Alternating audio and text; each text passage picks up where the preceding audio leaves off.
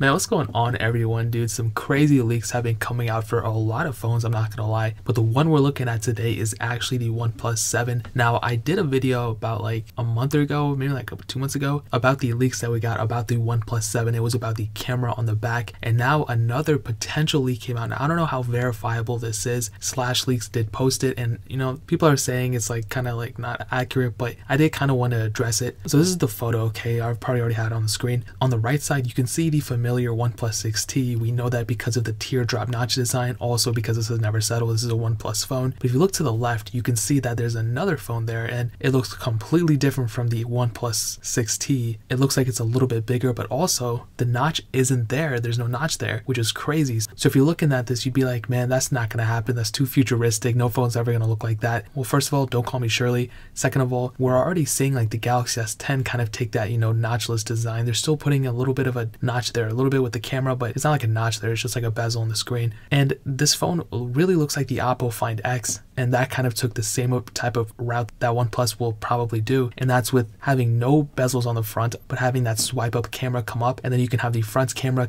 pointing at you with that little thing in the back. I don't even know how to explain it, but it kind of makes sense, but I'm sure I'm showing you a photo of it.